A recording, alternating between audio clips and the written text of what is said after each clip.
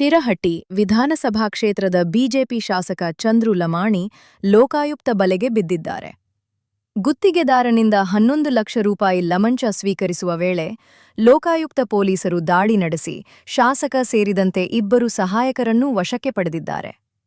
ಶಾಸಕರ ಬಂಧನದ ವೇಳೆ ಲಕ್ಷ್ಮೇಶ್ವರದಲ್ಲಿ ವಾಹನ ಅಡ್ಡಗಟ್ಟಿ ತೀವ್ರ ಹೈಡ್ರಾಮಾ ನಡೆಸಿದ್ದಾರೆ.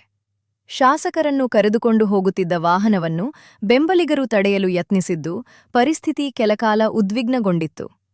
ಬಳಿಕ ಪೊಲೀಸರು ಮಧ್ಯಪ್ರವೇಶಿಸಿ ಪರಿಸ್ಥಿತಿಯನ್ನು ನಿಯಂತ್ರಿಸಿದ ಪ್ರಸಂಗ ನಡೆದಿದೆ. ಈ ಕುರಿತು ಪ್ರತಿಕ್ರಿಯಿಸಿದ ಸಿದ್ದರಾಮಯ್ಯ, ಬೇರೆ ಪಕ್ಷಗಳ ಮೇಲೆ ಲಂಚದ ಆರೋಪ ಮಾಡುತ್ತಿದ್ದ ಬಿಜೆಪಿ ಶಾಸಕರೇ ಇದೀಗ ಲಂಚ ಪ್ರಕರಣದಲ್ಲಿ ಸಿಲುಕಿದ್ದಾರೆ ಎಂದು ಹೇಳಿದರು. ಬಿಜೆಪಿ ಶಾಸಕ ಗೊತ್ತಿಲ್ಲ, ಟಿವಿನಲ್ಲಿ ನೋಡಿದೆ. ಸರ್, ನೋಡ್ಬಿಟ್ಟು ಹೇಳ್ತೀನಿ ನಾನು. ಅಂದ್ರೆ ರಾಜ್ಯದಲ್ಲಿ ಲಂಚಾವತಾರ ಇದೆ ಅಂತ ಬಿಜೆಪಿ ಆರೋಪ ಮಾಡ್ತಾ ಇದ್ರು. ಈಗ ಅವ್ರ ಶಾಸಕರು ಈಗ 5 ಲಕ್ಷ ರೂಪಾಯಿ ಪಡೆಯುವ ಸಿಕ್ಕಾಕೊಂಡಿದ್ದಾರೆ ಸರ್ ಶಿರಟ್ಟಿಯಲ್ಲಿ. ಅದು ಲೋಕಾಯುಕ್ತಕ್ಕೆ ಹೌದು ಸರ್ ಸಿಕ್ಕಾಕೊಂಡಿದ್ದಾರೆ. ಈಗ ಏನ್ ಹೇಳ್ತಾರೆ ಅವರು ಹೇಳ್ಬೇಕಲ್ಲ.